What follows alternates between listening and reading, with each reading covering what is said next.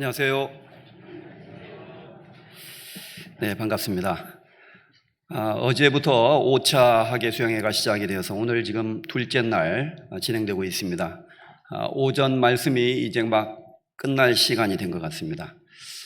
우리 안정호 전사님 지난 차수에 청주의 농선부 수련회에 참여하셨다가 이번 차수에 바로 연결해서 지금 가 계시고, 또 함께 거기 청년들 그리고 또 전도하시고자 하는 목적으로 가 계신 분들이 있습니다. 함께 기도해 주시고, 또 수양을 통해서 많은 분들이 하나님의 사랑을 깨닫고 구원함을 얻는 귀중한 역사가 나타날 수 있도록 기도로 동참해 주시면 감사하겠습니다. 같이 머리 숙여 하나님 앞에 기도하겠습니다.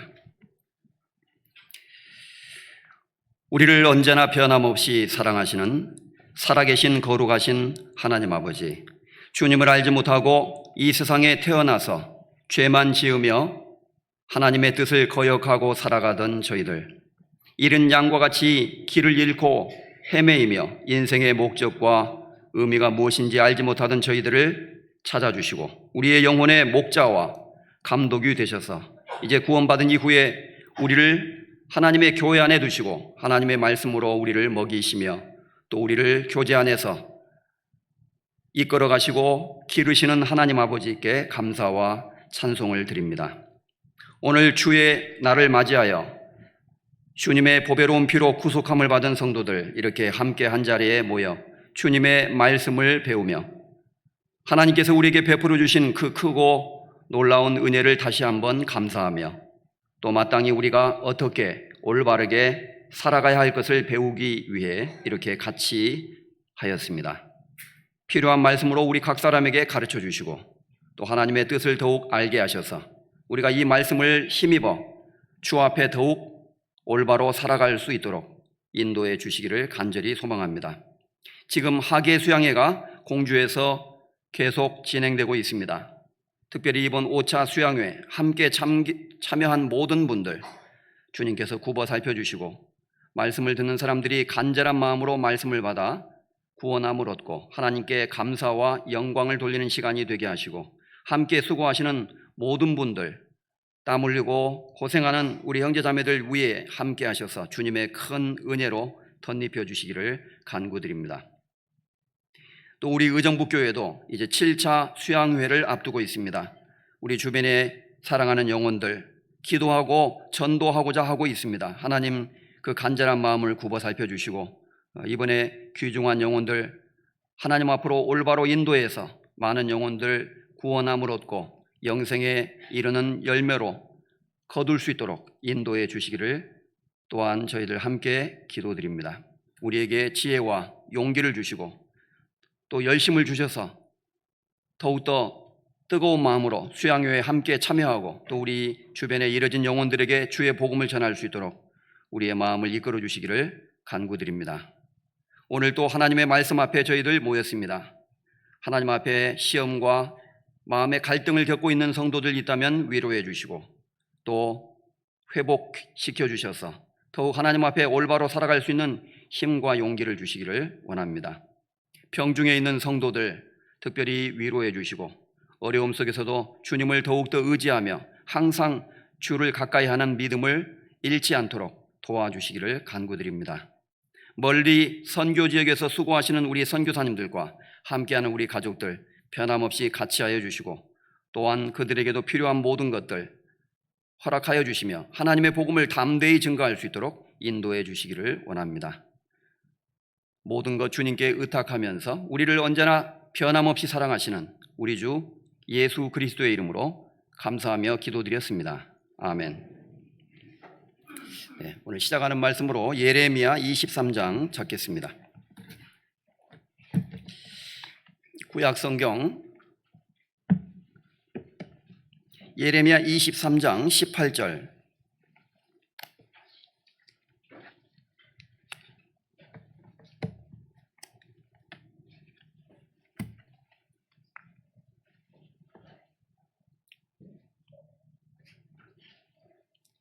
페이지 수로는 1087페이지 되겠습니다. 예레미야 23장 18절 말씀을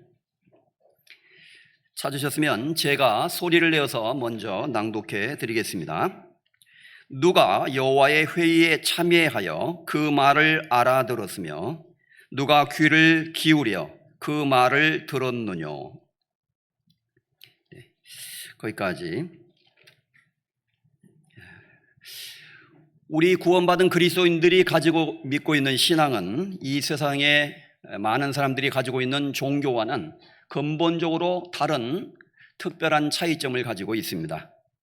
그것은 우리가 믿고 있는 신앙의 대상이신 하나님은 실제로 살아계신 분으로서 우주와 그 가운데 있는 만유를 지으신 신으로서 여호와는 하늘을 창조하신 하나님이시며 땅도 조성하시고 견고케 하시되 헛되이 창조치 아니하시고 사람으로 거하게 지으신 자니라. 그 말씀에 나는 여호와라 나 외에 다른 이가 없느니라 라고 말씀하신 것처럼 하나님은 우주와 만물을 창조하신 분으로서 모든 만물의 조성자요 근원이 되시고 주인이 되시는 분입니다.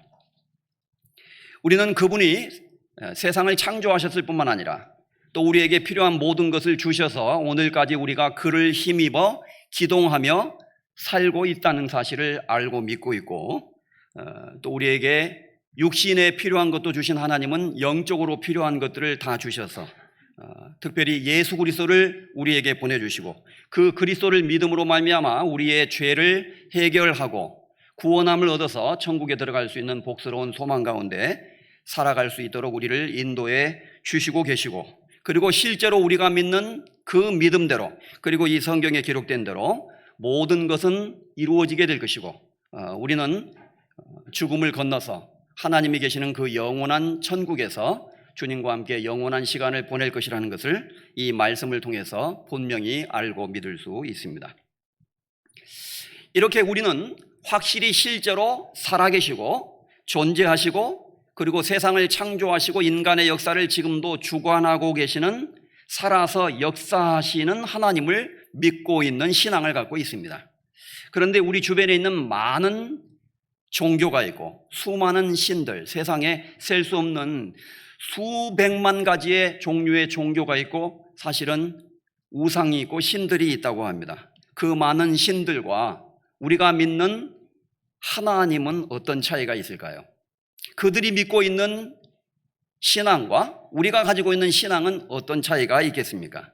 이것은 아주 중요한 문제라고 할 수 있습니다. 예레미야 10장 11절에 보면 너희는 이같이 그들에게 이르기를 천지를 짓지 아니한 신들은 땅 위에서 이 하늘 아래서 망할지어다 라고 말하라고 하나님께서도 말씀하셨습니다. 천지를 짓지 아니한 신들, 세상에 그 당시에도 많은 신들이 있었지만 하늘과 땅을 창조하지 않은 신들은 결국 망할 수밖에 없다는 사실을 여호와 하나님께서도 말씀하셨던 것입니다. 이 세상의 종교는 존재하지도 않는 어떤 대상을 신이라고 정해놓고 그것을 막연한 믿음을 가지고 의지하고 살아가고 있는 것입니다. 또 그들이 믿는 그 신이 그들에게 결국 행복과 축복을 가져다 줄 것이라고 믿고 있는 것이죠. 참으로 그것은 허망한 것이라고 할 수 있습니다. 왜냐하면 그들이 믿는 신은 존재하지 않기 때문입니다. 이런 이야기가 있습니다. 두 사람이 나야가라 폭포 위에서 보트를 타고 있었습니다. 나야가라 폭포는 큰 호수에서 또 다른 호수로 물이 강을 통해서 흘러가는 가운데 떨어지는 부분이 낙차가 생겨서 거대한 폭포를 이루고 있는데 그것이 바로 나야가라 폭포고 그 위에 나야가라 강이 있습니다. 그래서 이제 요즘에 그 래프팅이라고 하죠. 큰 보트를 타고 이제 강에서 래프팅을 즐기는 사람들이 있었는데 보트를 타던 사람들 중에 두 사람이 그 강에서 보트가 뒤집혀서 물에 빠졌습니다. 그런데 이렇게 허우적거리면서 급류에 휩쓸려 가다가 한 사람은 큰 통나무가 물에 둥둥 떠다니는 걸 보고 그 통나무를 딱 붙잡았어요. 의지할 것이 그것밖에 없었기 때문에. 그런데 또 한 사람은 칡렁쿨을 붙잡았습니다. 그런데 시간이 흐르고 통나무를 붙잡은 사람은 결국 통나무와 함께 휩쓸려서 나야가라 폭포 밑으로 떨어져서 어떻게 됐을까요? 결국 죽게 되었습니다. 칡렁쿨을 붙잡은 사람은 가느다란 칡넝쿨이었지만 그 칡넝쿨을 붙잡고 결국 생명을 보존할 수 있었습니다. 그 이유는 칡넝쿨은 육지와 연결되어 있었다는 거예요. 자, 여기에서 우리는 중요한 교훈을 얻을 수 있습니다. 결국 죽느냐 사느냐의 문제는 내가 믿고 의지하는 대상이 어떤 대상이냐, 여기에 의해서 결정이 된다는 겁니다. 그 통나무를 붙잡은 사람은 크고 듬직한 통나무가 자신을 지켜줄 것이라고 믿고 그것을 의지했지만, 문제는 통나무는 육지와 연결이 되지 않았었다는 것이 문제입니다. 그래서 결국 떠내려갔고 죽게 되는 일이 있었고, 칡넝쿨은 보잘것없는 칡넝쿨처럼 보였지만 육지와 연결되어 있었기 때문에 결국 육지로 나아갈 수가 있었고 그 사람은 생명을 보존할 수 있었던 것입니다. 자, 이처럼 기독교와 이 세상에 존재하는 수많은 종교에는 그와 같은 차이가 있다고 할 수 있습니다. 결국 세상의 모든 종교들은 겉으로는 많은 사람이 믿고 있고 수많은 사람들이 신도로서 그 종교를 신봉하고 있고 거대한 힘과 훌륭한 종교의식과 또 막대한 재정과 세력을 갖고 있다 할지라도 그것은 통나무에 지나지 않습니다. 부러진 통나무에 지나지 않습니다. 그것은 연결이 되어 있지 않은 거예요. 우리가 믿고 있는 신앙은 겉으로 볼 때는 좀 보잘것없고 초라해 보일 수는 있지만 결국 우리가 믿고 있는 신앙은 든든한 대상하고 끈이 연결이 되어 있어요. 우주와 만물을 창조하시고 만드신 하나님, 그리고 인간의 역사를 주관하시고 지금도 다스리고 계시는 그 큰 하나님과 연결되어 있다는 것입니다. 그래서 우리가 믿는 믿음은 내 믿음이 훌륭하기 때문에 내가 구원받는 것이 아니라 내가 믿음을 통해서 궁극적으로 의지하고 있는 대상, 다시 말해서 나에게 연결된 대상이 든든하기 때문에 그분이 나를 구원해 주시는 거예요. 이것이 우리가 믿는 신앙의 골자라고 할 수 있습니다. 종교를 영어로 religion이라고 말합니다. religion. 사전에 찾아보면 네이버 블로그 같은 데 보면 종교는 무슨 뜻이냐, 종교는 사람을 구속하는 것이다, 이렇게 해석을 해놓은 글들이 있습니다. 그것은 좀 번역이 잘못된 것 같습니다. 원래 사전에 찾아보면 이 종교라는 뜻은 믿고자 하는 대상과 믿고자 하는 사람을 연결해서 묶어준다, 이런 의미를 갖고 있어요. 이렇게 끈으로 묶듯이 하나로 묶어준다. 그래서 믿고자 하는 사람이 믿고자 하는 대상과 연결돼서 귀속된다. 우리가 어떤 종교에 귀의한다, 이런 말이 있잖아요. 귀의했다, 이런 표현이 있는데 바로 거기에 해당이 되는 겁니다.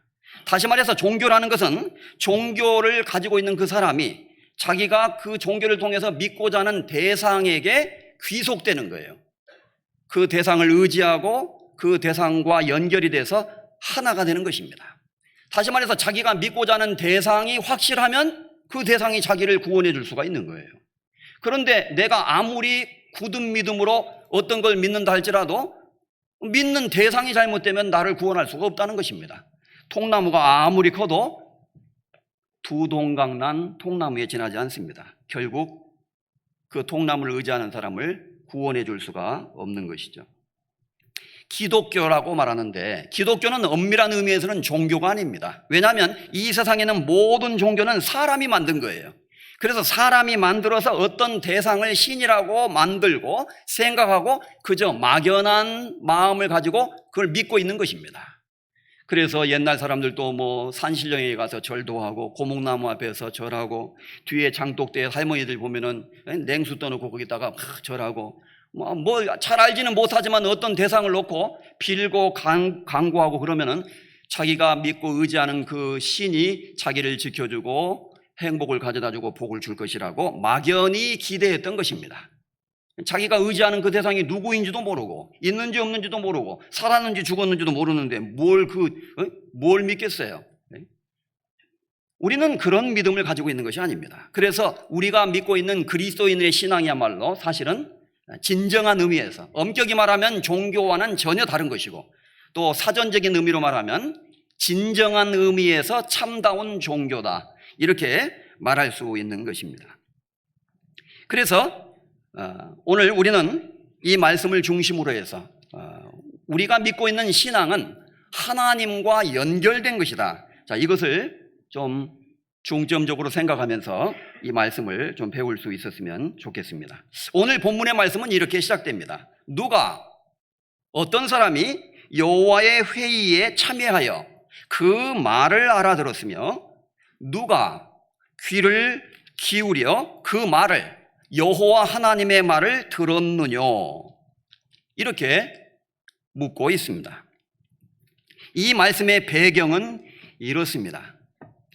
이 성경이 기록될 당시에, 예레미야 선지자 당시에 이스라엘 백성들은 선택된 백성으로서 하나님을 믿고 있었고 늘 하나님의 말씀을 듣고 있었고 또 안식일도 지켰고 때가 되면 절기를 지키는 선택받은 백성으로서 하나님의 백성으로서의 모습을 가지고 살아가고 있었습니다. 그런데 그들은 실상은 겉으로는 하나님의 백성이라는 모습을 가지고 있고 하나님을 믿는 모습을 외형적으로는 가지고 있었지만 그들의 마음이 하나님을 떠나서 신실하지 못하고 하나님을 거짓으로 섬기고 있는 사람들이 너무나 많았어요. 그래서 그들은 여호와 하나님의 이름을 부르면서도 실상은 우상을 섬기고 하나님 의지하고 기도하기보다는 우상에게 미혹되어서 그 우상에게 절하고 그리고 하나님을 믿지 않는 이방인들이 범하는 죄를 동일하게 범하면서 살인죄를 범하고 간음죄를 짓고 도둑질하고 서로 속이고 싸우고 하는 일들이 자행이 되고 있었습니다. 심지어 제사장들, 하나님의 말씀을 잘 알고 전하는 지도적인 위치에 있는 사람들이라고 하는 사람들마저 하나님의 말씀을 순종하지 않고 그러한 잘못된 우상 숭배와 죄 가운데 빠져 있는 사람들이 많이 있었습니다. 그런데 예레미야 선지자는 하나님의 말씀을 직접 받아서 자신이 받은 그 하나님의 말씀을 이스라엘 백성들에게 전하면서 너희는 우상에서 돌이켜야 되고 우상을 숭배하는 죄에서 지금이라도 돌이킨다면 하나님이 너희에게 은혜를 베푸실 것이다. 하나님은 순종하는 자에게 복을 주시고 하나님의 말씀을 불순종하는 자에게는 반드시 벌을 내리시리라고 이미 모세를 통해서 말씀하지 아니하셨는가? 그 하나님의 말씀은 절대 변함이 없습니다. 반드시 하나님의 말씀대로 이루어질 것이다 라고 이스라엘 백성들에게 하나님의 메시지를 전했던 것입니다. 그리고 예레미야는 중요한 사실을 전했습니다. 만일 유대인들이 하나님을 믿는 신앙에서 떠나서 지금처럼 우상 숭배하고 죄를 범하고 하나님을 배반하는 그러한 삶에서 돌이키지 않는다면 결국에는 완전히 멸망하게 될 것이다. 그래서 하나님이 바벨론이라는 나라를 끌어들여서 외세의 침공을 받게 할 것이고 결국은 이스라엘은 완전한 멸망에 이르게 된다. 각오하라. 그러나 이제라도 하나님의 말씀을 듣고 돌이킨다면 하나님이 혹 선처를 베푸실 것이다. 너희는 이제라도 겸손한 마음으로 너희 죄에서 돌이켜야 될 것이다. 그렇지 않으면 반드시 바벨론에 의해서 멸망하게 될 것이다. 이렇게 경고를 했어요. 그래서 여러 차례 하나님의 말씀을 전했지만 사람들은 그 예레미야의 말을 쉽게 듣지 않았습니다. 그리고 오히려 그 당시에 예레미야뿐만 아니라 하나님의 말씀을 전한다고 하는 선지자들이 또 많이 있었습니다. 예레미야 선지자뿐만 아니라 또 다른 선지자들이 있었는데 물론 그들은 거짓 선지자였죠. 하나님의 말씀을 직접 예레미야처럼 받아서 하나님의 메시지를 전한 것이 아니라 자기들이 나름대로 생각한 것, 자기가 생각할 때 옳다고 생각하는 것, 그런 것들을 백성들에게 주입시켜서 걱정 마라, 바벨론의 침공은 없을 것이다. 그리고 우리는 이제 일부 바벨론에 끌려가는 사람이 있다 할지라도 곧 돌아오게 될 것이다. 조금 있으면은 이제 우리는 해방된다라는 식으로 엉뚱하게 하나님의 메시지를 정반대로 전하는 거짓 선지자들이 있었습니다. 참 이상하죠. 하나님의 말씀을 그대로 받아서 말씀 그대로 전하는 예레미야 선지자가 있는데 반해서 자기 나름대로 지어낸 말을 가지고 백성들에게 현혹시켜서 엉뚱한 말, 얼른 보면 좀 좋은 말 같아요. 사탕발림의 말, 이제 곧 평화가 온다는 식으로 이스라엘 백성들에게 감언 이설을 통해서 하나님의 메시지를 왜곡하고 엉뚱한 잘못된 말을 전달하는 사람들이 있었던 것입니다. 이러한 시대적인 배경을 가지고 있습니다. 예레미야 5장을 보면 그 내용을 알 수가 있는데, 예레미야 5장 1절,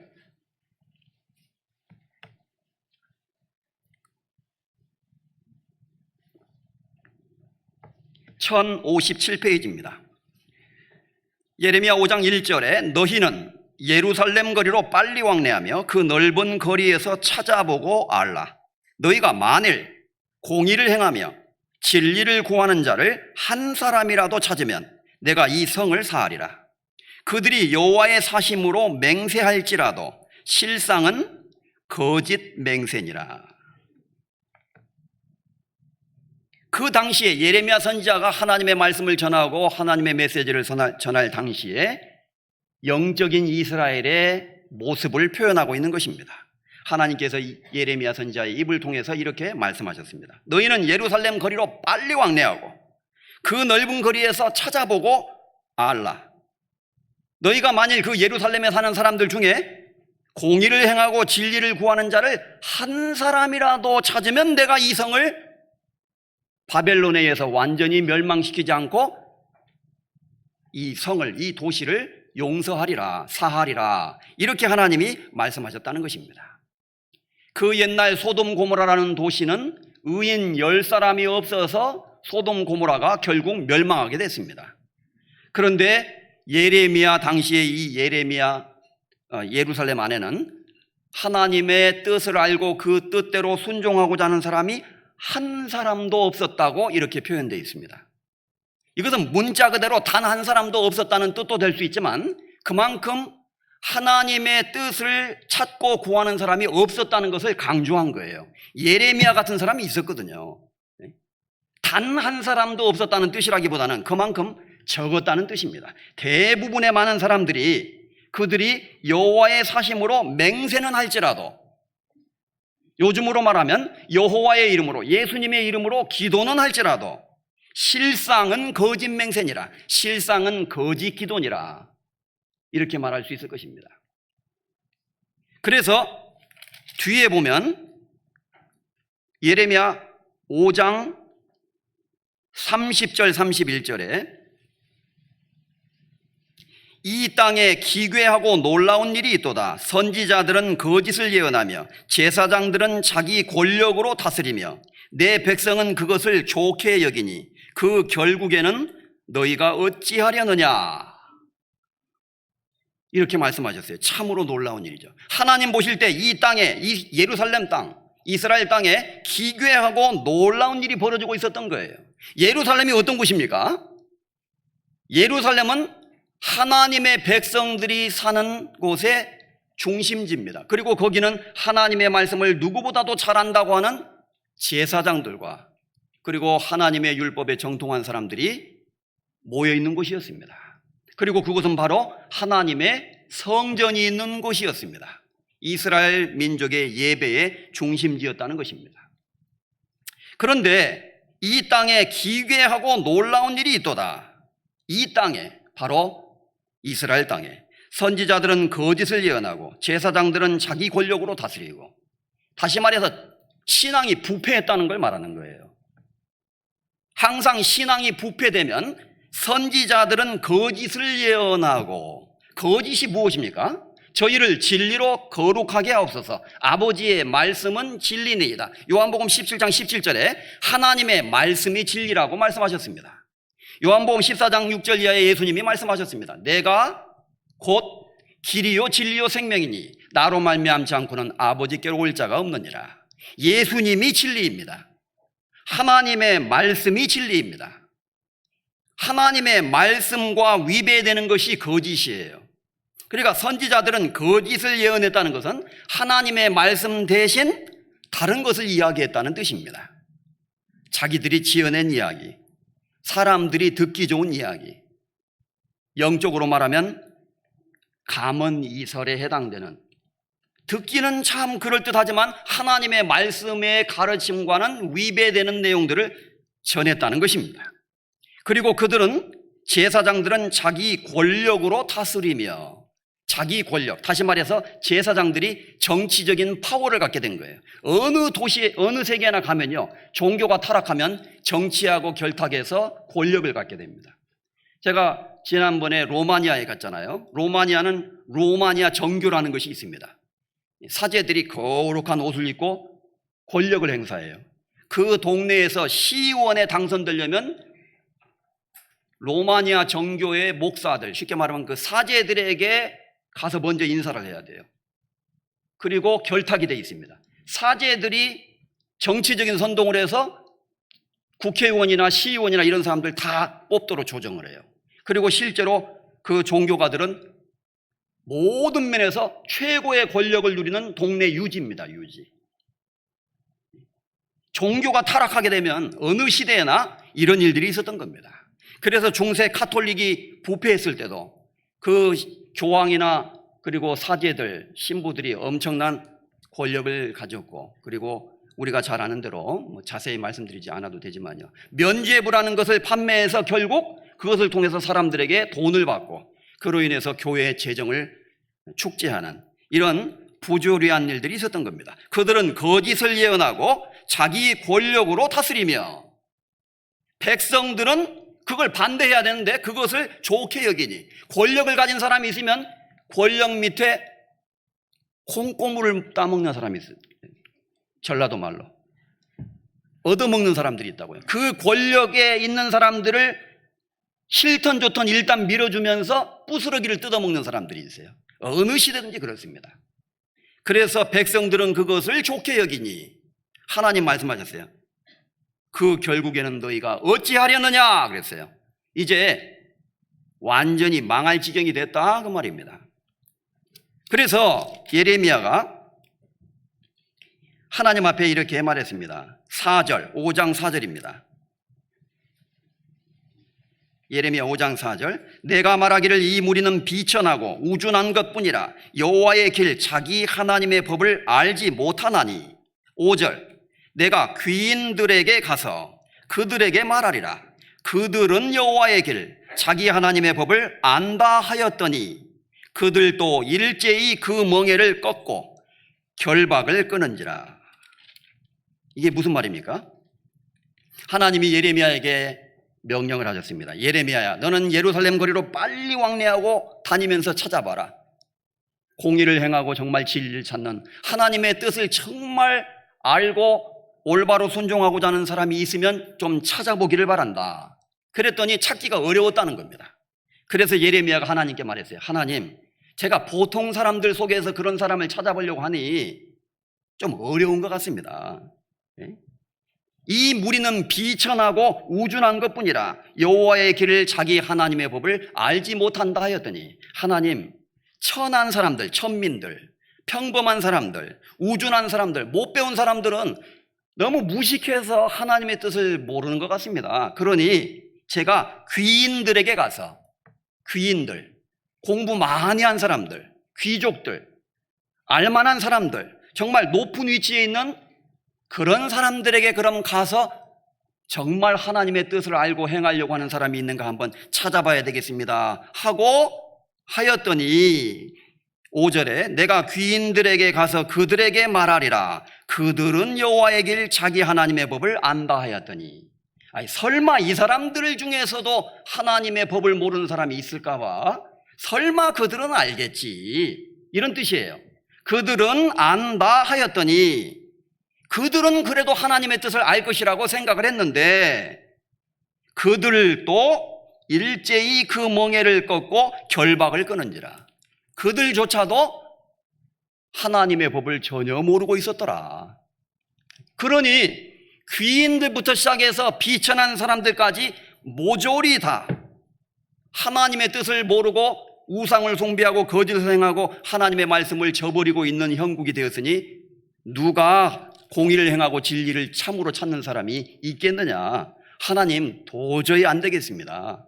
이렇게 말하게 되었다는 것입니다. 다시 말해서 예레미야 선지자 당시에 이스라엘 사람들은 영적으로 완전히 부패했고 정말 영적으로 무지했고, 그들은 겉으로는 이스라엘 백성, 그리고 성전이 있고 예배가 있고 안식일을 지키고 습관적으로 하나님을 섬기는 거룩한 예배 형식이 있었을지는 모르지만 실제로 하나님의 말씀의 뜻을 알고 그 말씀을 순종하고 그리고 하나님을 참으로 사랑하고 우상을 버리는, 여호와만 섬기겠노라, 이런 믿음을 가진 사람이 거의 없었다는 거예요. 어떻게 그럴 수 있을까요? 우리가 생각해도 기괴하고 놀라운 일입니다. 진짜 그럴 수 있다는 거예요. 이것은 우리에게 아주 중요한 교훈을 던져주고 있는 것입니다. 역사는 반복됩니다. 결국 우리가 역사를 공부해 보면 구약시대 때 있었던 역사가 예수님 당시에 반복되었고, 예수님 당시에 있었던 역사가 또 기독교 역사 속에서 반복이 되었고, 특별히 천주교나 이런 것들이 나타나서 종교가 타락할 때는 과거의 그런 모습이 그대로 재현됐습니다. 오늘날에는 어떨까요? 오늘날 기독교에도 역시 같은 모습이 있다고밖에 할 수가 없을 것입니다. 그래서 예레미야 선지자는 이 당시에 이제 하나님의 그 메시지를 직접 받아서 이스라엘 백성들에게 좀 듣기는 거북하지만, 아니 자기 나라가 완전히 멸망한다는데 그게 듣기 좋은 말이에요? 민족적인 차원에서는요, 예레미야는 어떻게 보면 일제시대로 말하면은 약간 일제 앞잡이처럼 오해를 받을 수 있는 소지가 상당히 있는 거예요. 결국에는 바벨론에게 멸망하게 될 겁니다. 하나님 말씀에 바벨론 왕에게 순종하고 복종하라고 하십니다. 그건 무슨 뜻이냐면은 이건 정치적으로나 민족적으로 이해해서는 안 되는 거예요. 하나님은 바벨론을 이스라엘 민족보다 더 사랑해서 바벨론을 사용하신 것이 아니라 이스라엘 백성이 죄를 범하고 하나님 말씀에 불순종하고 우상을 숭배했기 때문에 하나님이 이스라엘을 징벌하는 도구로 바벨론을 잠깐 들어서 쓰신 거예요. 그러니까 너희가 바벨론에 의해서 멸망하게 되는 것은 끝까지 하나님의 말씀을 순종하지 않고 복종하지 않은 것에 대한 하나님의 징계의 징벌이므로 매를 맞을 때는 순순히 맞는 것이 좋을 것이다. 쉽게 말하면 그런 뜻이에요. 그래서 하나님이 바벨론을 통해서 너희를 매를 때릴 때는 저항하지 마라 그랬어요. 아버지가 매를 딱 회초리를 때리는데 이 자식이 회초리를 딱 붙잡아요. 아버지하고 싸우려고 그래. 이놈 봐라, 너 더 맞고 싶구나. 그러면 아버지가 회초리 더 때리는 거예요, 잘못하면요. 마치 그런 것처럼 이스라엘 백성들은 하나님의 뜻을 알지 못함으로 하나님께 반항하고 저항하는 모습을 가지고 있었다는 것입니다. 그래서 겉으로 볼 때는 바벨론이 이제 곧 이스라엘 사람들에게 선을 베풀 것이다, 곧 평화가 올 것이다, 이렇게 말하는 것이 듣기에는 좋은 말 같고 이스라엘 민족에게는 굉장히 애국적인 발언처럼 들릴지 모르지만 아직은 아니다. 그래서 예레미야는 70년이 차야만이 하나님이 바벨론에서 우리 민족을 돌아오게 하신다고 했습니다. 반드시 70년 동안 바벨론 왕을 섬기라고 말씀했습니다. 그래서 우리가 바벨론에 사로잡혀 가서도 거기서 농사를 짓고 포도원을 짓고 그리고 결혼을 하고 자식을 낳고 하나님이 돌이키어 주실 때까지, 돌아오도록 허락하실 때까지 때를 기다리고 순종하고 조용히 순응하는 모습으로 살아가야 될 것입니다. 이렇게 하나님의 메시지를 전했던 것입니다. 그런데 거짓 선지자들은 하나님의 말씀과 전혀 상반되게 전한 거예요. 예레미야 23장 16절입니다.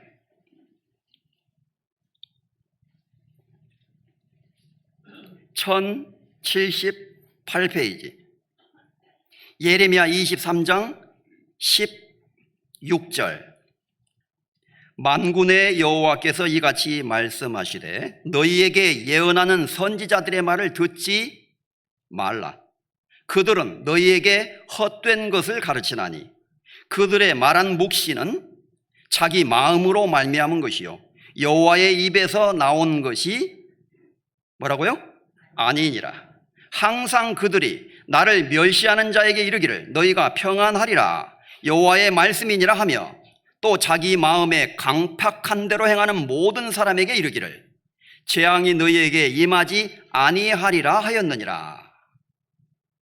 그리고 18절의 말씀이 있는 거예요. 18절 같이 한번 읽어보겠습니다. 누가 여호와의 회의에 참여하여 그 말을 알아들었으며 누가 귀를 기울여 그 말을 들었느뇨.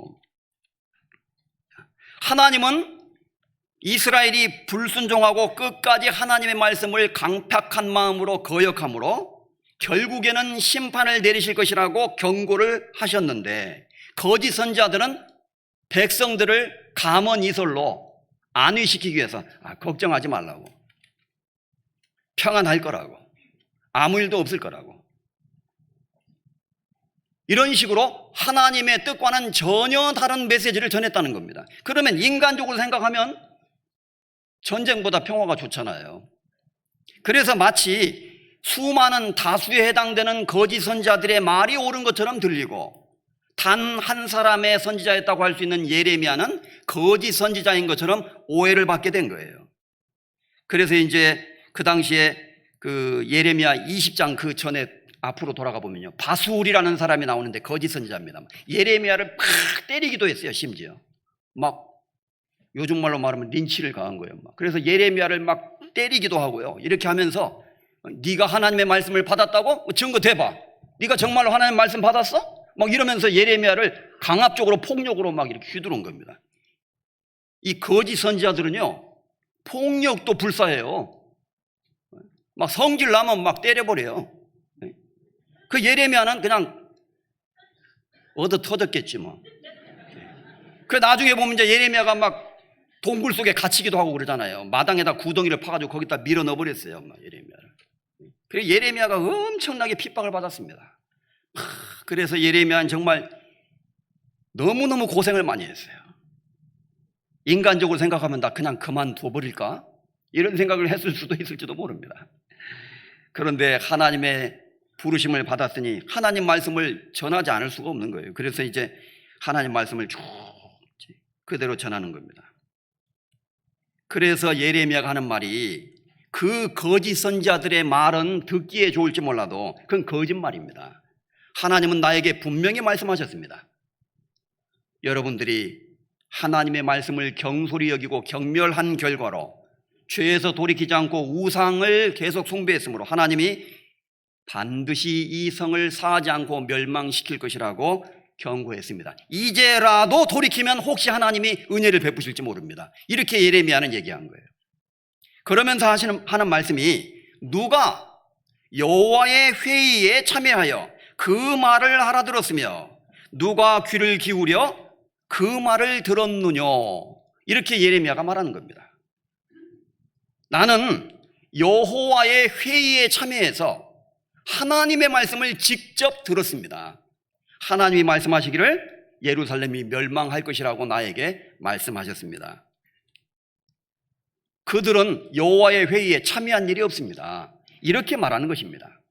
시편 25편 14절 이하에 여호와의 친밀함이 그를 경외하는 자에게 있다는 말씀이 있어요. 거기서 여호와의 친밀함이라는 단어가 나오는데 여호와의 회의, 여호와의 친밀함, 히브리어 사전에 보면 똑같은 단어를 사용하고 있어요. 다시 말해서 누가 여호와의 회의에 참여하였느뇨, 그 말은 누가 여호와와 친밀하게 교제하고 그분과 대화해서 그 말씀을 알아듣고 받아왔느뇨, 그런 뜻이 된다는 거예요. 제가 국무총리라고 해봅시다. 오늘 아침에 국가 비상강요회의에 참여하라고 청와대에서 연락을 받았어요. 그래서 새벽 6시에 대통령, 국무총리, 그리고 내무부 장관, 외무장관 4사람이 참여하는 비밀 강요회의에 참여했어요. 그 내용은 북한의 남침과 핵무기에 관한 것입니다. 그리고 와서 국무총리가 회의의 내용을 국민들에게 발표를 한다고 해봅시다. 그 회의에 참여하지 않은 사람은 무슨 회의를 했는지 모르는 거예요. 거기에 특별한 비밀회의가 있었기 때문에 회의에 참석한 국무총리만 그 내용을 들었기 때문에 대통령의 말을 그대로 받아서 국민들에게 올바로 전달할 수가 있다는 것입니다. 회의에 참여하지 않은 사람은 전달할 수가 없는 것이죠. 이와 같은 의미를 갖고 있는 거예요. 그래서 예레미야는 다시 말해서 그 당시에 거짓 선지자들과 달리 하나님과 직접 친밀하게 교통하고 하나님과의 친밀한 교제 속에서 하나님의 말씀을 직접 받아서 이스라엘 백성에게 전달하고 있었다. 그것을 여호와의 회의에 참여했다고 이렇게 표현을 한 것입니다. 거짓 선지자들은 하나님의 말씀을 받은 적도 없었고 그들은 하나님의 말씀을 올바로 전할 수가 없었습니다. 하나님의 말씀을 올바로 전하지 못하면 이제 지어낸 것을 전하게 되는 거예요. 예레미야 23장 28절입니다.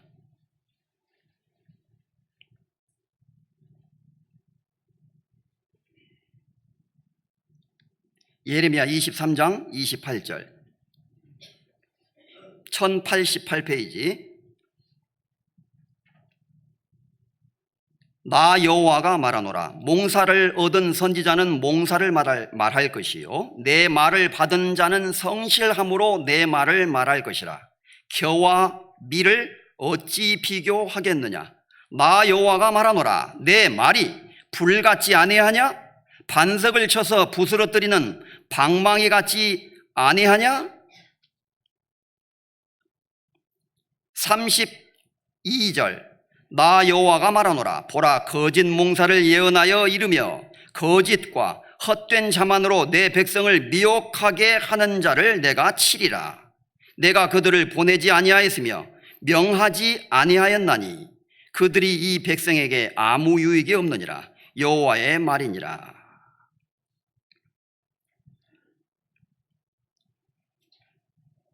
그래서 그 당시에 거짓 선지자들 중에는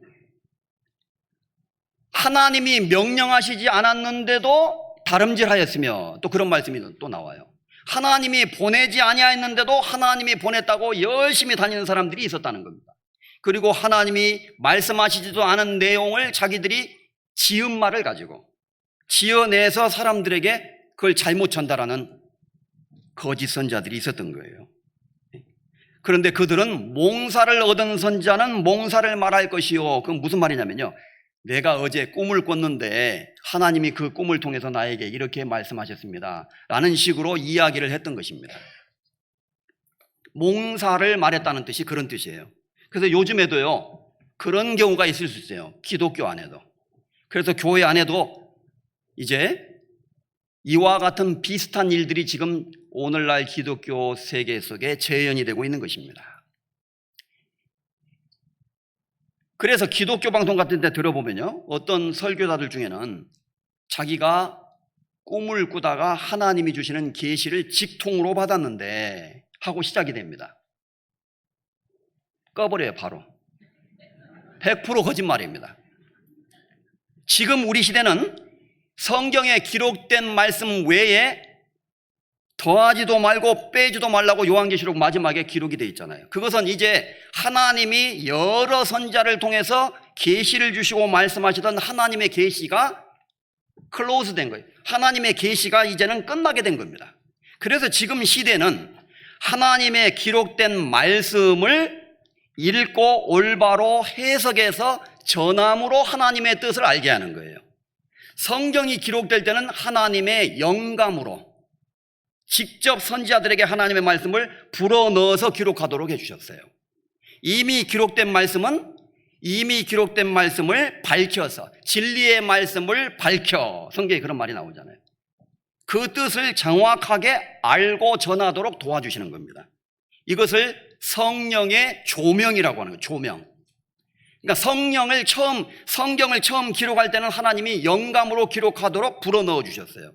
이미 기록된 성경의 말씀은 더 불을 밝혀서 조명을 환하게 해서, 그렇게 말하잖아요. 우리가 하나님의 성령의 빛을 더욱 비춰주셔서 이 말씀의 뜻이 무엇인지를, 하나님이 우리 시대에 보여주시는 하나님의 말씀이 무엇인지, 무엇이 올바른 것인지, 무엇이 진리인지, 지금 우리 시대는 어느 시대에 해당되는지, 인간이 나아갈 수 있는 올바른 길은 무엇인지, 어떻게 하는 것이 구원을 받는 것인지, 도대체 올바로 믿는다는 것이 무엇인지, 진리라는 것이 무엇인지, 진리를 믿고 깨닫는다는 것이 무엇인지 성경에 다 기록되어 있습니다.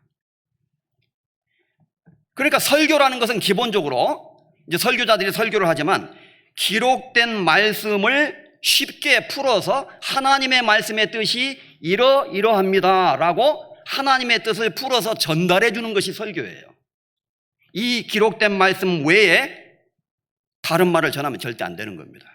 그래서 이사야서 8장에 보면 만일 그들의 말하는 바가 이 말씀에 맞지 아니하면 그들이 정녕 아침 빛을 보지 못하고 멸망하게 될 것이다. 어떤 사람이 말하는 바가 이 말씀에, 기록된 말씀에 맞지 아니하면 그 말을 하고 있는 사람은 결국 정녕 아침 빛을 보지 못할 것이다. 아침 빛을 못 보면 어떻게 돼요? 죽는다 그 말이에요. 멸망이다 그 뜻입니다. 그래서 기록된 말씀 밖에 넘어가지 말라라고 성경은 분명히 말씀하고 있는 것입니다.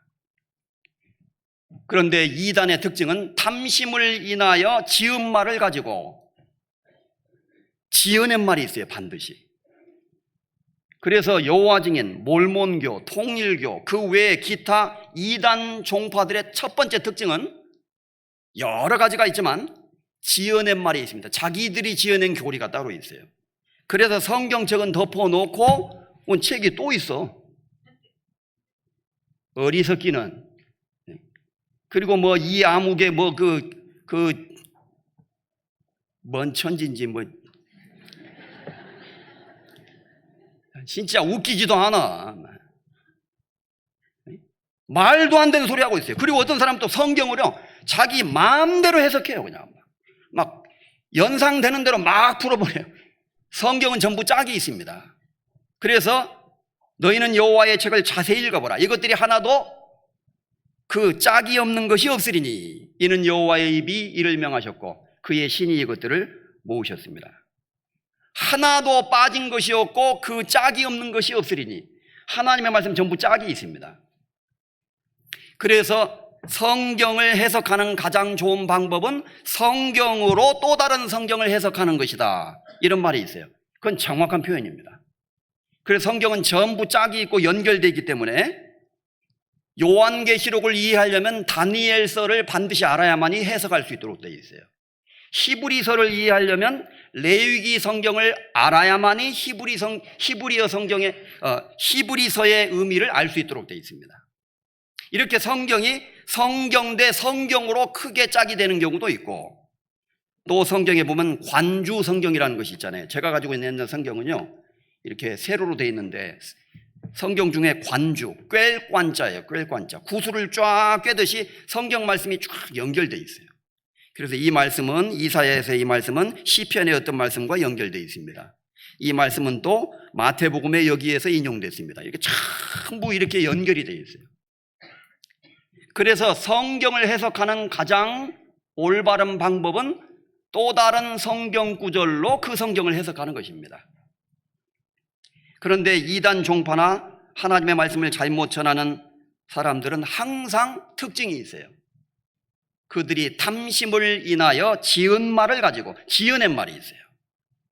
그리고 이 말씀에 있는 것처럼 여호와께서 말씀하지 않은 것을 그들이 받아서 마치 지금 시대에도 하나님이 계시를 자기에게 직통으로 주었다는 식으로, 그러면 꿈에서 계시를 받은 그 목사님이 신령해 보이잖아요. 야, 저분은 우리 시대의 선지자인가 보다. 와, 완전히 거짓입니다. 그것은 자기가 특별한 사람인 것처럼 보이고자 하는 영적인 교만감에서 나온 거예요. 그리고 실제로 꿈을 꿨을지는 모르지만 그 꿈은 마귀가 준 것이 대부분입니다. 그래서 요즘에 뭐 방언을 한다, 기적을 체험했다, 그래서 뭐 무슨 병이 낫는 것을 체험했다, 그 다음에 저 기도원에 가서 기도하는 가운데 뭐 화끈하게 불이 지나가는 것을 경험했다, 그래서 성령을 받은 것인 것처럼 믿고 착각하는 사람들이 있을 수 있습니다. 참 안타깝지만 성경 말씀 어디에, 어떤 구절에, 어떤 말씀에 근거해서 그러한 방언을 했다든지 또는 기적을 체험했다든지 병을 나았다든지 이런 것들이 성령을 받은 체험이라고 믿을 수 있을까요? 성경에 근거가 있어야 돼요. 성경에서 찾아보면 아니라는 것을 알 수 있습니다. 시간이 부족해서 이런 건 다 말씀드릴 수 없지만 우리 교회에서는 정확하게 성령을 어떻게 받는 것이며 성령은 어떻게 역사하시고 우리가 성령을 어떻게 체험할 수 있는지에 대해서 분명히 말합니다. 너희가 성령을 받은 것은 율법의 행위로냐 듣고 믿음으로냐. 갈라디아서 3장에 듣고 믿을 때에 성령을 받는다고 성경은 분명히 말하고 있습니다. 그래서 바로 이러한 내용, 누가 여호와의 회의에 참여하였느냐, 이것은 그 당시에 예레미야 선지자 당시의 종교적인 배경 속에서 나온 문제일 수도 있지만 우리 시대에도 그대로 적용되고 그보다 더 전으로 올라가면 예수님 당시에도 똑같이 적용되는 말씀이었다는 겁니다. 그래서 예수님은 그렇게 말씀하셨죠. 좁은 문으로 들어가기를 힘쓰라. 내가 너희에게 이르노니 들어가기를 구하여도 못하는 자가 많으리라. 누가복음 13장에서 말씀하셨습니다. 주여 구원을 얻는 자가 적으니까? 이렇게 어떤 사람이 물었을 때 예수님이 그렇게 대답하셨어요. 그리고 마태복음 7장에서 예수님은 좁은 문과 넓은 문에 대해서 말씀하셨죠. 멸망으로 인도하는 문은 크고 그리로 들어가는 자가 많고 생명으로 인도하는 문은 좁고 찾는 이가 적음이니라. 나더러 주여 주여 하는 자마다 천국에 다 들어갈 것이 아니요 다만 하늘에 계신 내 아버지의 뜻대로 행하는 자라야 들어가리라. 이렇게 예수님이 분명히 말씀하심으로써 그 당시에 예수님 당시에도 주여 주여 하는 자들이 많이 있었지만 주여 주여 하는 자마다 천국에 다 들어갈 것이 아니라고 분명히 말씀하셨어요. 그래서 멸망으로 인도하는 문은 크고 그리로 들어가는 자가 많고 어느 시대에나 거짓에 속한 사람은 오히려 상대적으로 숫자 면에서는 많을 수 있다는 것을 기억해야 됩니다.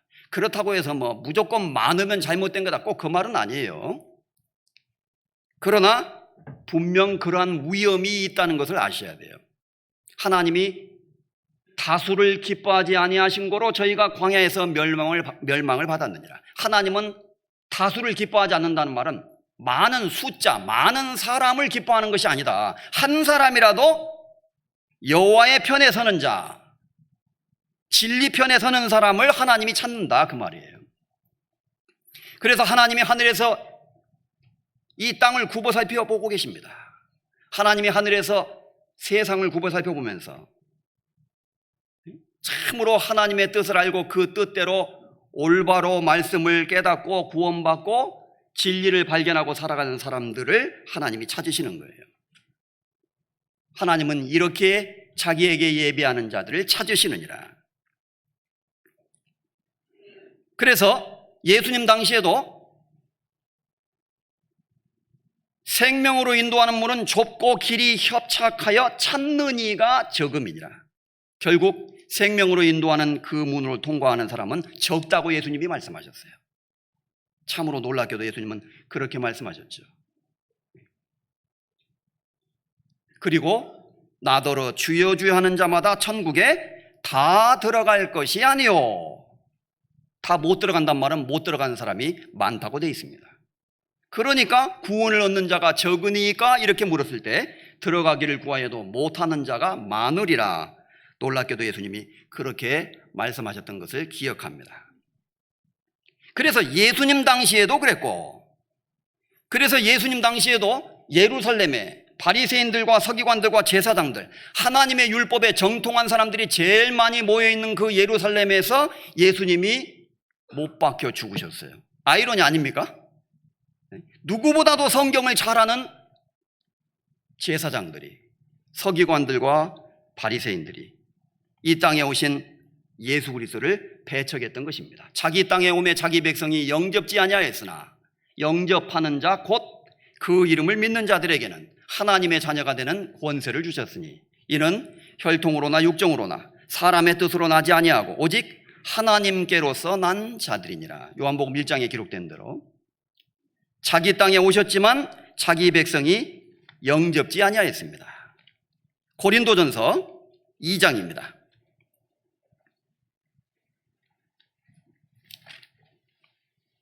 264페이지.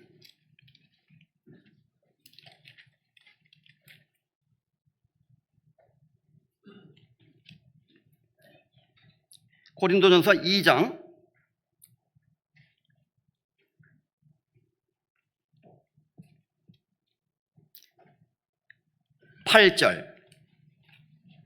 8절에서 읽겠습니다.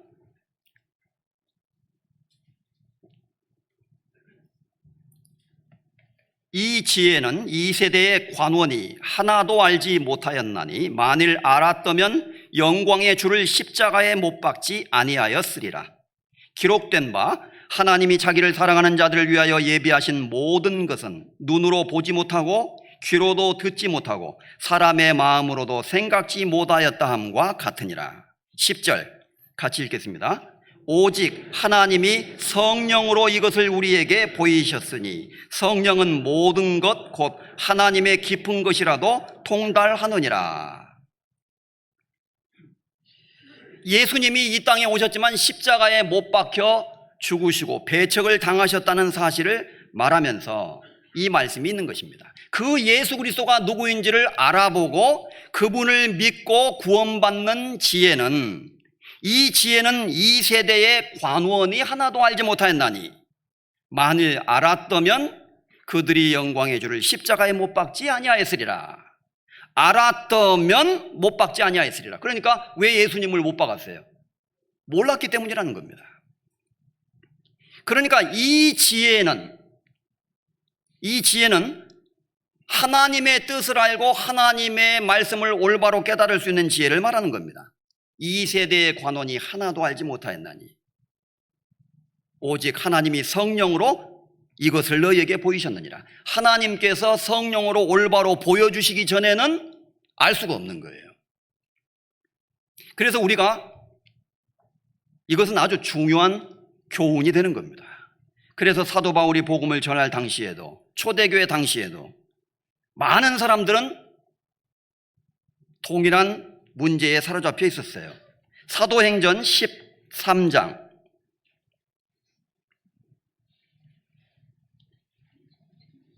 27절입니다. 210페이지. 사도행전 13장 27절 210페이지 제가 읽습니다. 예루살렘에 사는 자들과 저희 관원들이 예수와 및 안식일마다 외우는 바 선지자들의 말을 알지 못하므로 예수를 정죄하여 선지자들의 말을 응하게 하였도다. 이렇게 성경은 말하고 있습니다. 예루살렘에 사는 자들과 관원들이 안식일마다 외우는 바 선지자들의 말을 알지 못하므로 예수를 정죄하여 죄를 범함으로 선지자들의 말을 결국 응하게 된 것이다. 그러니까 안식일마다 외우고 있는 말씀인데도 그 말씀의 뜻을 알지 못했어요. 고린도후서에 보면 이런 말씀이 있습니다. 그들이 성경을 읽을 때에 수건이 그 마음을 덮었도다 그랬어요. 그 얼굴을. 마치 비유를 하자면 어떤 사람이 성경을 읽고 있는데 앞에다가 안대를 쓰고 수건을 가리우고 성경을 읽는 꼴이다. 그러니 어떻게 그걸 읽을 수가 있으며 그 뜻을 알 수 있겠느냐 그 말이에요. 눈 뜬 소경이란 말이 있죠. 하나님이 정말로 도와주시기 전에는 못 깨닫는다 그 말이에요. 그래서 예수님 당시에도 많은 종교인들, 결국에는 열심 있는 종교인들이 예수님을 배척해서 예수님을 십자가에 못 박아 죽이는 그런 어처구니 없는 아이러니가 벌어지게 되었다는 것입니다. 그래서 예수님은 그 당시의 제사장들, 종교가들, 귀인들이라고 할 수 있는 사람들에게서 찾을 수 없었기 때문에 12제자, 평범한 12제자를 불러서 예수님의 제자를 삼으시고 그들에게 하나님의 말씀을 베풀어 주셨던 거예요. 그러니까 예수님 당시에는 예수님의 제자들이 여호와의 회의에 참여한 사람들입니다. 그렇죠? 예레미야 당시에는 예레미야 선지자가 여호와의 회의에 참여한 사람이에요. 항상 하나님의 말씀을 올바로 깨닫고 그 말씀을 배우는 사람들이 있고 그들을 통해서 하나님의 말씀이 올바로 증거되고 전달된다는 사실을 우리가 알 수 있는 것입니다. 성경 디모데 후서 4장 3절에서 5절입니다. 346페이지.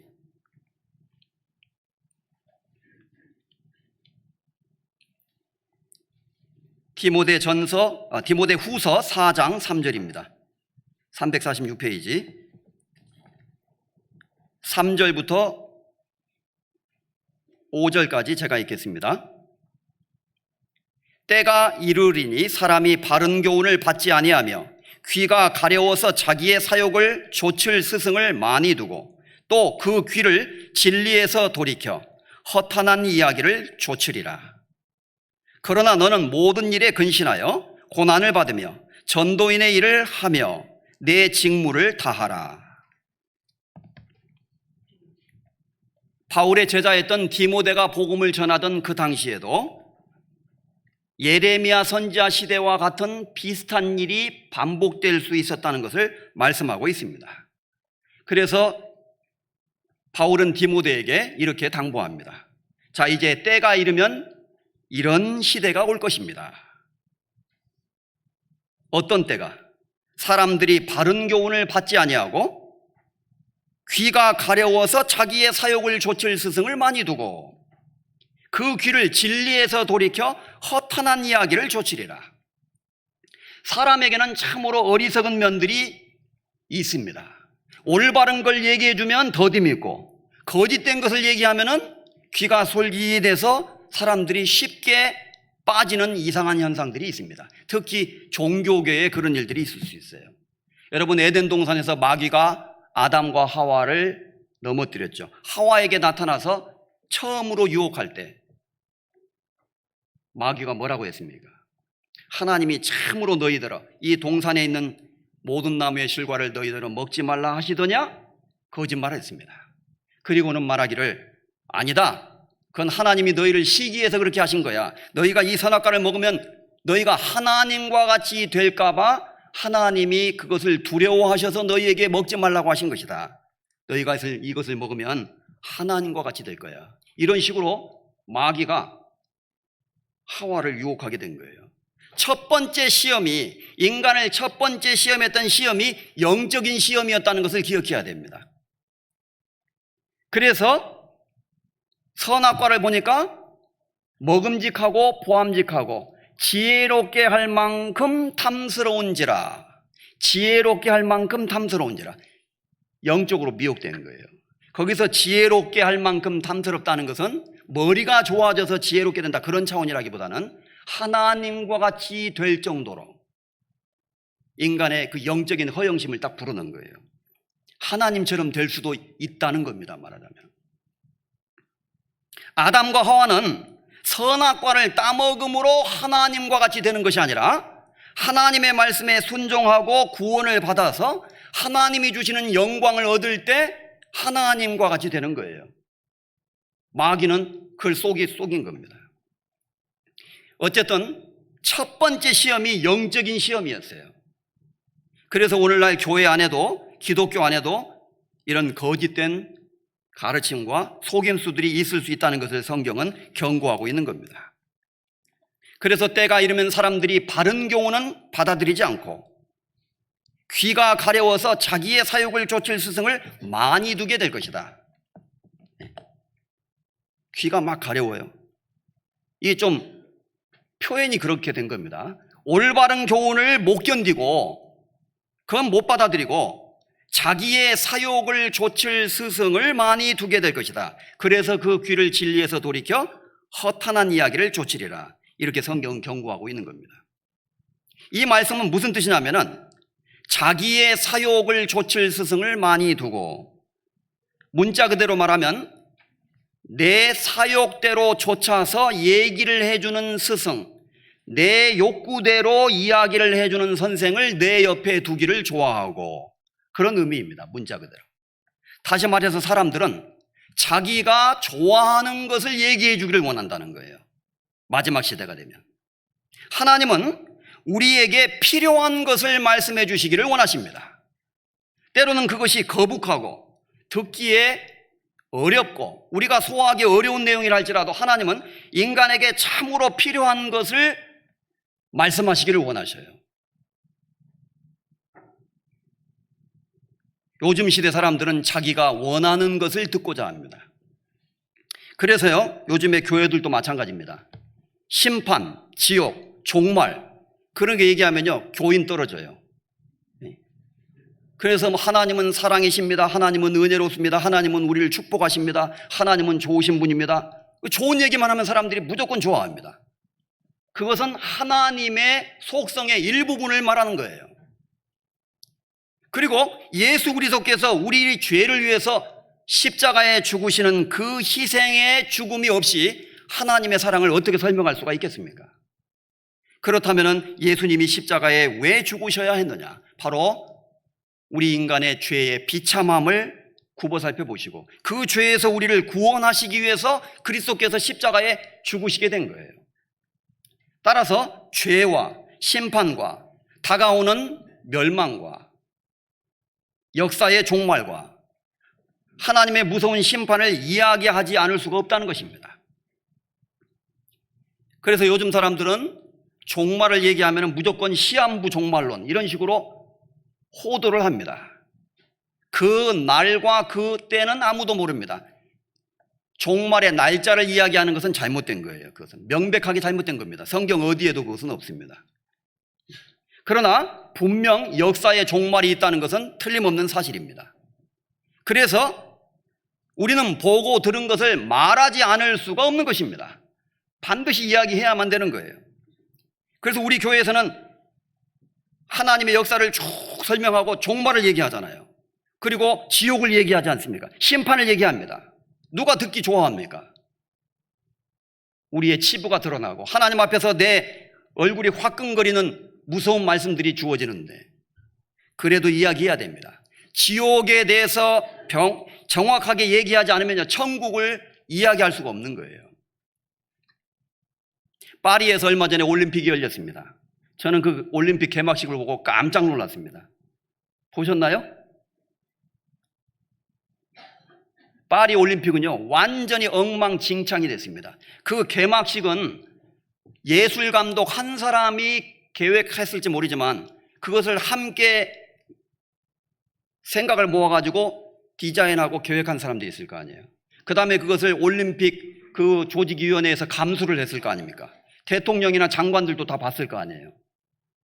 그런데 최종적으로 승인이 됐습니다. 그 내용은 뭐 복잡하니까 간단히 말하면요. 첫째, 동성연애를 찬양합니다. 완전히 동성연애를 합법적으로 이렇게 조장하는 그런 내용으로 동성연애자들이 막 거기 나와서 쇼를 하고 심지어 마지막 최후의 예수님의 만찬을 거기에 막 동성연애자들이 예수님과 예수님 자리에 들어가가지고 완전히 모독하는, 그래서 이제 세상에서도 막 이건 기독교를 모독하는 것이다, 이거 너무하는 거 아니냐. 그것이 끝이 아닙니다. 그 개막 행사 중에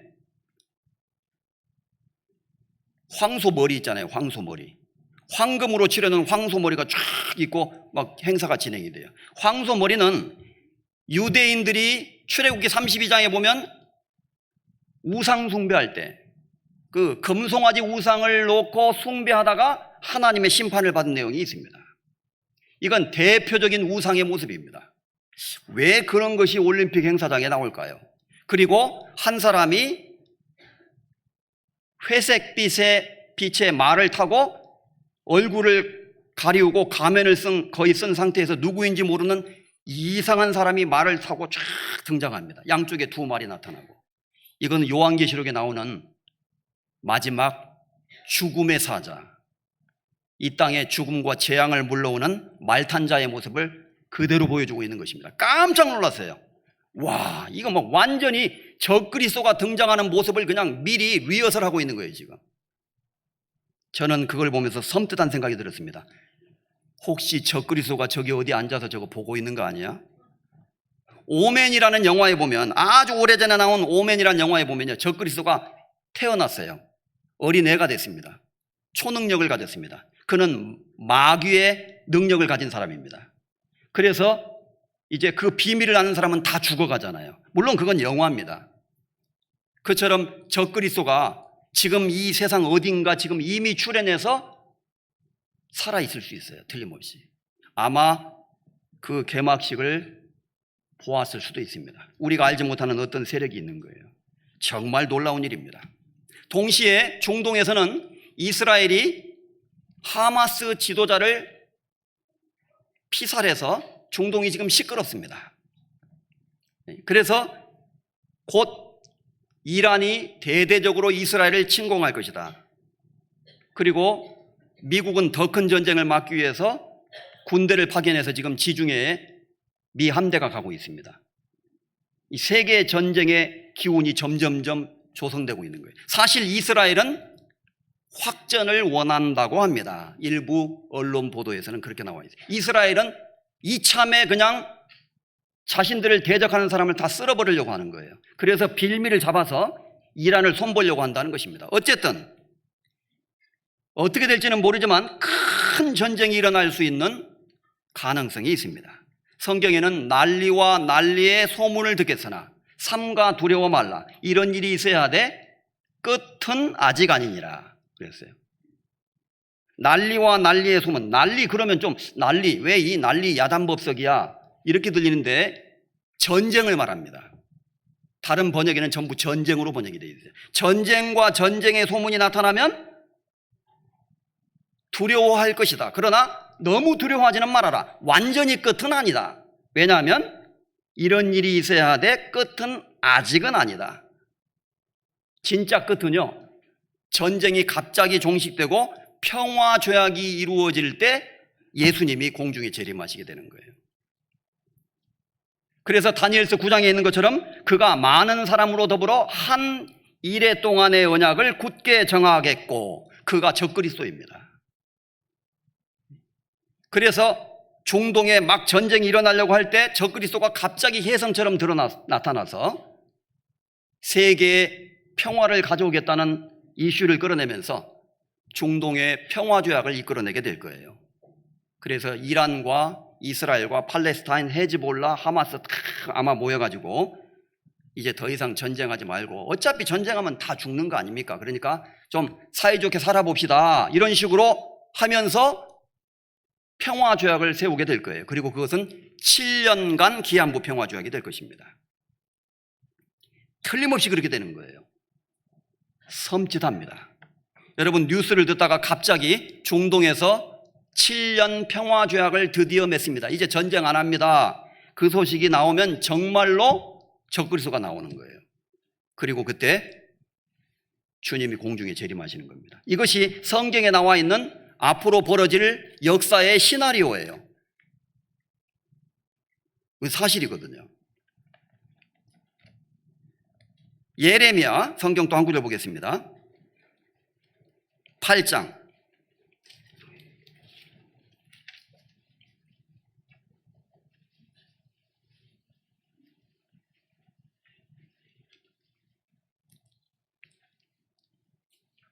10절입니다. 예레미야 8장 10절 1064페이지. 그러므로 11절입니다. 11절. 예레미야 8장 11절. 그들이 딸 내 백성의 상처를 심상히 고쳐주며 말하기를 평강하다 평강하다 하나 평강이 없도다. 그들은 거짓 선자를 말합니다.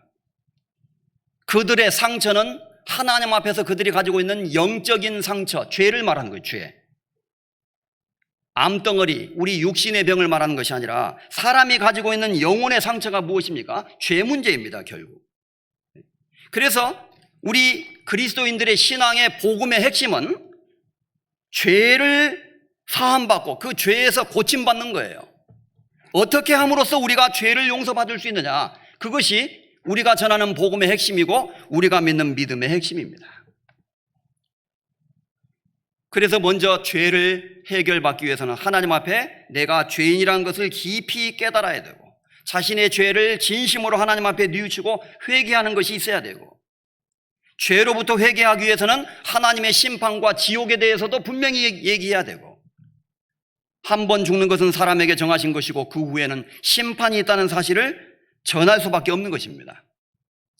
그래서 심판과 지옥에 대해서 강조함으로 말미암아 사람들에게 회개의 필요성을 전하고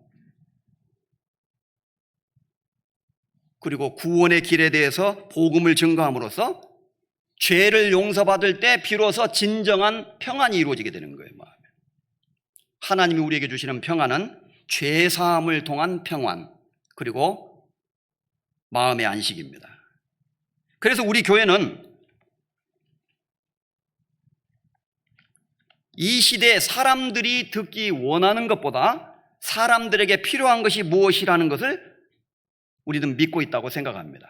그래서 교회적으로 말하면 지금 우리 교회도 여호와의 회의에 참여하는 교회가 돼야 되는 거예요. 여호와의 회의에 참여하는 교회. 어떤 사람 그래요. 목사님 교회는 설교 너무 길어요. 그 옛날에 어떤 분이 말했습니다. 목사님 죄송하지만 저는 다른 교회로 다음부터 가야 될 것 같습니다. 왜 그러신데요? 저는요 원래 제가 찾고 있는 교회는요 저는 음악을 좋아하거든요.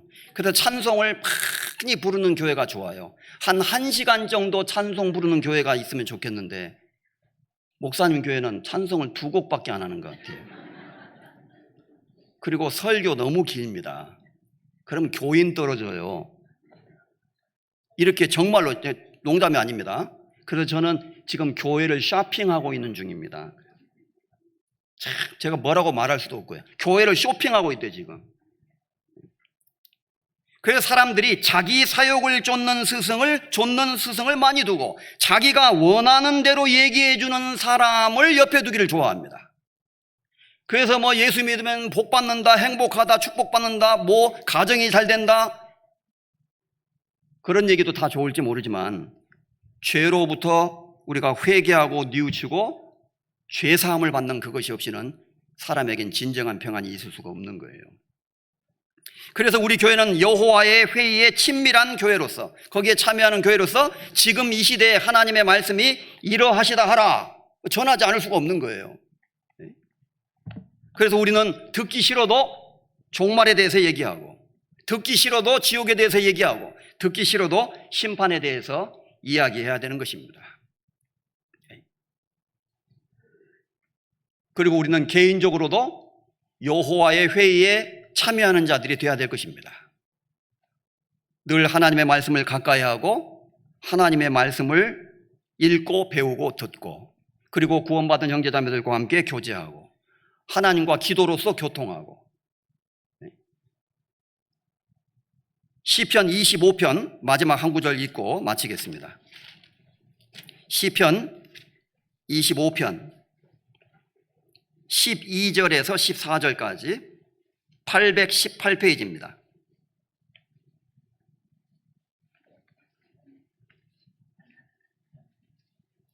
시편 25편 12절에서 14절입니다. 같이 읽겠습니다. 여호와를 경외하는 자 누구뇨? 그 택할 길을 저에게 가르치시리로다. 저의 영혼은 평안히 거하고 그 자손은 땅을 상속하리로다. 여호와의 친밀함이 경외하는 자에게 있으며 그 언약을 저희에게 보이시리로다. 여기 여호와의 친밀함, 여호와의 회의가 그 경외하는 자에게 있음이며 그 언약을 저희에게 보이시리로다. 그래서 우리가 하나님의 말씀을 가까이 하고 교제를 가까이 하고 교회와 함께하고 할 때 하나님의 친밀함을 또 우리는 계속 경험할 수 있습니다. 하나님은 우리와 함께 하시기를 원하십니다. 우리 교회 안에서 우리가 신앙생활을 하면서 아직 구원받지 못한 영혼들도 우리와 함께하고 같이 해서 여호와 하나님의 회의에 같이 우리가 참여하도록, 그래서 하나님의 뜻을 알고 함께 그것을 믿고 그리고 이것을 같이 전하고 같이 누릴 수 있기를 소원합니다. 7차 수양회가 얼마 남지 않았습니다. 열심히 우리가 전도해서 이번에 귀한 영혼들 많이 하나님 앞으로 인도하고 하나님께 영광이 되고 또 기쁨이 되는 시간 되기를 바랍니다. 같이 기도하시겠습니다. 우리를 사랑하시는 거룩하신 하나님 아버지, 이 세상의 많은 사람들 가운데서 저희를 구원해 주시고 이렇게 귀한 주님의 몸된 교회 안에 우리를 두셔서 신앙생활할 수 있도록 도와주시는 하나님의 은혜에 감사드립니다. 이 세상의 많은 사람들 가운데 정말 이렇게 귀중한 교회를 우리에게 주셨고 또 올바로 말씀을 전하고 올바로 말씀을 배우는 이 교회 안에서 함께 구원받고 믿음을 가지며 신앙생활할 수 있도록 도와주신 주님께 진심으로 감사드립니다. 특별히 이번 여름 전국의 교회들이 함께 연합하여 하나님의 복음을 전하고 있습니다. 우리 교회 가운데 주님께서 더욱 강하게 역사해 주시고 모든 성도들이 한마음과 한뜻으로 연합하고 서로 사랑하는 가운데 주의 복음을 전해서 많은 영혼들을 주님 앞으로 인도할 수 있도록 인도해 주시고 함께해 주시기를 주님께 간구드립니다. 남아있는 모든 시간들 우리의 소원들, 우리의 기도들 하나님께 맡기며 우리를 죄에서 구원해 주신 우리 주 예수 그리스도의 이름으로 감사하며 기도드렸습니다. 아멘. 찬송